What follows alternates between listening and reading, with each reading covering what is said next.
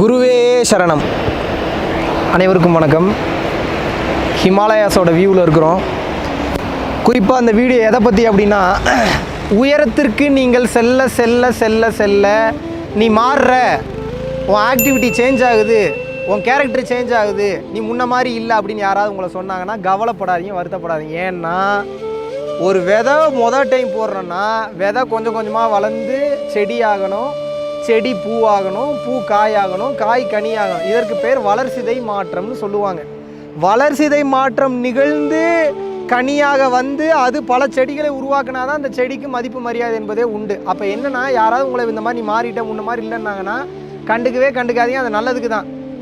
எப்பயுமே வளர்சிதை மாற்றம் என்பது மச் அப்ரிஷியேட்டட், பாராட்டத்தக்கது. ஆனால் இதில் நீங்கள் புரிஞ்சுக்க வேண்டியது என்னென்னா, தேங்காயை போடுறீங்கன்னா அது மாங்காயாக வரக்கூடாது, மாங்காயை போடுறீங்கன்னா தேங்காயாக வரக்கூடாது. உங்கள் கேரக்டரில் இன்சைடு கேட்டகரிஸ் எவ்வளோ வேணாலும் சேஞ்ச் ஆகலாம் நல்ல விஷயத்தை நோக்கி. ஆனால் உங்களுடைய நோக்கம், உங்களுடைய கோர் என்பது சத்தியத்தை நோக்கியும் தர்மத்தை நோக்கியும் ஒரு பாசிட்டிவான ஒரு வழியில் தான் இருக்கணும். மக்களை காயப்படுத்தக்கூடிய வகையில் இருக்கக்கூடாது. மெயினாக உங்களுடைய ஓன் செல்ஃபை காயப்படுத்த வகையில் இருக்கக்கூடாது. ஸோ அந்த வகையில் பார்க்கும்போது ஒன்றுமே இல்லாமல் வளர்ந்து வாழ்ந்து கொஞ்சம் கொஞ்சமாக உங்கள் வாழ்க்கை தரம் உயர்றப்போ எல்லாருக்கும் என்ன தெரியும்னா, இன்றைக்கி நீங்கள் நிறையா சம்பாதிக்கிறீங்கன்னு தெரியும், நிறையா இப்படி போகிறானே அப்படி போகிறானேன்னு தெரியும். ஆனால் இதுக்கு பின்னாடி உங்களுக்கு இருந்த பல வருட கஷ்டம் எவனுக்கும் தெரியாது. எத்தனை பேர்கிட்ட பிச்சை எடுத்தீங்கன்னு தெரியாது, எத்தனை பேர்கிட்ட செருப்படி வாங்கினீங்கன்னு தெரியாது, எத்தனை பேர்கிட்ட அவமானப்பட்டீங்கன்னு தெரியாது. அவங்களுக்கு தெரிஞ்சதெல்லாம் உங்களோட படார் வளர்ச்சி தான்.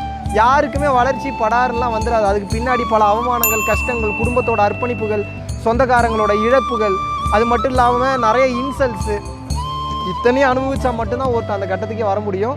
ஸோ உயர பறக்க பறக்க பறக்க பறக்க கல் எடுத்து எறிவாங்க, கண்டபடி திட்டுவாங்க, எல்லாம் உங்கள் காது கேட்குற வரைக்கும் தான். இப்போ ஏரோப்ளைன் பறக்குதுன்னா ஏரோப்ளைன் மேலே கல் எடுத்து எறிய முடியுமா? அதான் கான்செப்ட். ஸோ மிக உயர பறக்க கற்றுக்கொள்ளுங்கள், வந்த பாதையை மறக்காதீங்க.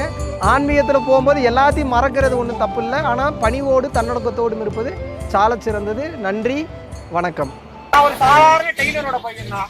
அப்படி இருக்கிறப்ப நானும் வாழ்க்கையில 2.5 வருஷத்துக்கு முன்னாடி படாத கஷ்டம்லாம் பண்ணிட்டேன். ஓடி ஓடி ஓடி நட்கலந்த ஜோதியை நாடி நாடி நாடி நாடி நாட்களும் கழிந்து போய் பழமொழியவே தப்பா புரிஞ்சுக்கிட்டு இருக்கீங்களே. வலது கைக்கு கொடுக்கும் போது இடது கைக்கு தெரியக்கூடாதுன்னு என்ன பண்ணணும்னா, அவ்வளோ கொடுக்கணும், இடையில அவ்வளோ மேட்ரு மறைக்கணும். உங்களுக்கு கொடுக்கும்போது ஏன் அவ்வளோ நீங்கள் கொடுக்கும்போது தான் வலது கைக்கு கொடுக்கும்போது இடது கைக்கு தெரியாது. அவ்வளோ கிஃப்ட் கொடுங்க, நல்ல விஷயங்களும் கொடுங்க அவங்களுக்கு.